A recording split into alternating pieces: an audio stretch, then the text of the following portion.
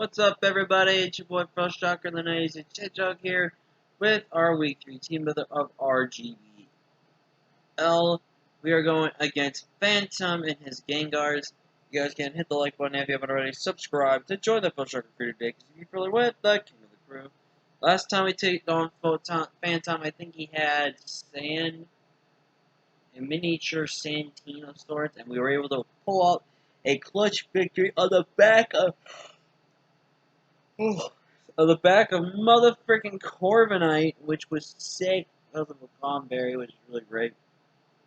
But yeah, his team is probably more threatening and tougher place. I'm not feeling that confident with the matchup, but you know we're gonna do what we can. We're gonna do what we got. So again, looking at his team, he has got a Gastrodon, Haxorus, Ferrothorn, Sirfetch'd, Drapion, Rotom Fan, Volcarona, Uxie, Togetic, and a miniature Hail team in Vanillix and Beartic. Looking at this matchup, I really don't think Hail comes. Hail's not the greatest versus me. Like, literally, I can bring anything that can be faster than Beartic and stuff like that. So I really don't think... Oh, excuse me. I really kind of don't think this Hail Core comes. Togetic kind of can come if he's worried about some things on my team. But other than that, I don't think Togetic comes. Uxie does have good options to come as well. Uxie's actually a bit of a problem, but we have ways to handle it kind of okay. Volcarona can definitely come to this matchup. Volcarona is very hard to switch into and try to prevent from being set up.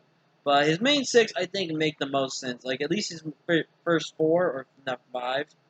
I definitely think Gastron has to come. Gastron has to come in order to pseudo-check both any of us, but I don't know what's going to guarantee Wall. I think he's bringing more BizDev Wall. Excuse me. A more BizDev Wall than a Special Wall. Haxorus could very well be Choice Banded if not set up Haxorus, which I think makes more sense versus my team.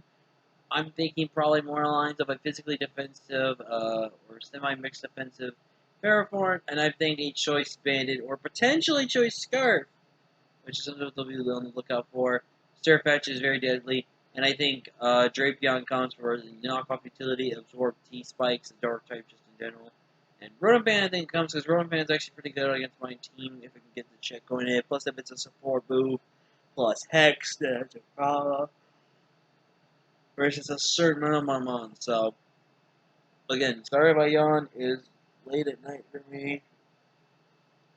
And I'm not gonna lie to you guys, I've also kind of been procrastinating against doing team building and stuff like that, just because it's just been just rough, man. You know, it's just been rough just trying to do it and trying to relax and then trying to focus on stuff. So. Let's go ahead and break down the team. We are first bringing Life Orb. I'm going Life Orb with my Mienshao, just because Mienshao is more of a mon to kind of just punch holes versus his team. We are running Bulk Up, Stone Edge, Blaze Kick, and Drain Punch with the Regenerator ability. Basically, the design of this Pokemon is to be able to set up a Bulk Up at +1, kind of in front of almost everything on his team, and just click buttons. The Uxie is there. I am always going to be clicking Blaze Kick or Stone Edge, predicting switches and stuff like that. But basically, Uxie does come. You know, I mean, I would love to have knockoff in U-turn, but I just can't risk that type of move coverage slot. I feel like these three moves hit his reserve seem so hard and super effectively. We are running enough speed to where we are faster than Haxorus by 1 point, and the rest we dump to attack and turn to be HP for just a little bit of both. But predominantly, this thing is just here to punch holes for this team and hopefully get a bulk up going. Up next, I love Fenix matchup. Fenix matchup is super really good. Running Fire Blast, Roost, Solar Beam, Air Slash, max HP, 112 and special attack with the modest nature and 144 speed. The 144 speed lets me guarantee outspeed max speed Jolly Sirfetch'd in case he is trying to run a speed on a defensive. A defensive variant of Moltres where I run 0 speed, which is something I can definitely see myself running against myself if I was to do that. But Moltres is actually really strong in this matchup. I think it could be really well one of the wands we can use to win. Power Absorbing, guaranteed kills, I believe, any form of Gastro that is not Rindoberry. So if Gastro is somehow Rindoberry, we kill, and then just go from there. Up next, we're bringing Bell here to kind of help counterbalance some things. We are running Trickery with Ancient Power Psychic in Grassnot. We need the Ancient Power to potentially check a Volcarona or a Fly-type lead of Rotom. Oh my god. And then Psychic is my main stab. He doesn't really have a lot of things I want to switch on the Psychic. And then Grass Knot. Obviously, if Drapion's there, Drapion is a bit of a more of a problem.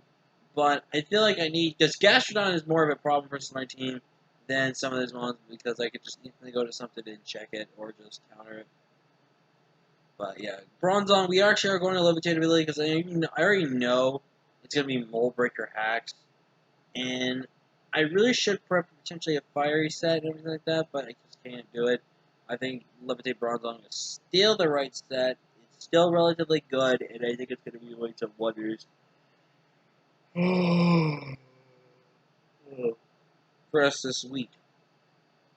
Up next, I'm really kind of risking it with this set. I wanted to bring Scarf Chomp because Scarf Chomp would make so much sense and puts in a lot of work. But what I actually want to do is I want to be able to beat that Gastrodon. If that's specially defensive, I want to guarantee two-shot that thing with Earthquake. Because pretty much everything I've seen besides Rotom Fan and Togetic, nothing wants to take an Earthquake. We are running Stone Edge because they hit so much harder on the end of the spectrum with Togetic and Rotom Fan being there. If I see no Fan move, I'm literally just spamming Earthquake. Fire Blast is actually really interesting on this set as well because it does guarantee two-shot physically defensive Flare Form. If it's mixed defensive / specially defensive investment with a mix, it actually will not die to Fire Blast. But basically, if we can just chip that thing down with Fire Blast plus Earthquake. It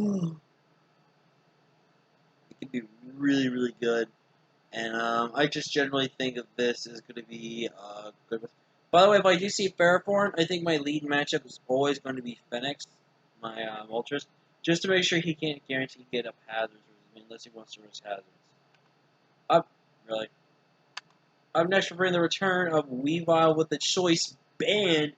Weavile is stupidly good this matchup. We are running Adamant Weavile, and Weavile is actually designed to outspeed max speed Volcarona, which then also means I can be outspeed and max speed Haxorus. With enough speed, we're able to run Adamant this week with 840 of HP and HP, just for a tiny bit of bulk. But max attack Adamant knockoff is just stupid. Ice Spam is also really pretty free against him for most of the time. Low kick guaranteed two shots, any form of fair form, which is really good as well. But again, he needs to think about me not potentially being choice locked and stuff like that, because it could be extra bell and stuff like that. So it just comes down to how he plays it. But if I can lead Fairborn down to the point where low kick kills, or if I can two-shot with Icicle Crash, I two-shot with Icicle Crash. And last but not least, he needs to keep getting louder and louder, and he's on a roar of some set. But we're bringing X-Cloud, Get Loud, with the timid nature, random EV spreads, I'm not going to lie to you guys. I don't know how it's random, but it is. But 120 in the speed, let's be guaranteed outspeed, max speed will run over that speed boosting, fortunately scarf options as well. It's 13 in special defense, 24 in defense, which is a tiny bit of bulk, and 104 in HP for a good amount of bulk, and then max special attack. Because Boom Burst plus Fire Blast checks so much on his team. I think Scarfing is more advanced. Again, I was thinking about going Scarf Chomp. I think I'm going to risk it and not go Scarf Chomp, because Scarf Chomp, even though yes, would be the smarter play, it's not as smart as I think I would want it to, especially if that's a choice banded Surfetch, which I do not want to deal with. But yeah, and we have Toxic on there just because I want to put Toxic around. And then Surf's also good for visually his Firewalk or Dark Table. But yeah, that's going to be it for the team builder, guys. My eyes keep going in and out, shutting on me, which means if I don't end this right, my video will end off with me sleeping. So I'm going to go ahead, get out of this video. Thank you all so much for watching. Like I said before, if you haven't already, you like, comment, share, subscribe, join the First Shark Crew today, because you'll be fooling with the king of the crew. But with that being said, guys, I have been Real Shark of the 96 Hedgehog. I'm hoping we can keep going and pick up another win for next week. Until next time, guys,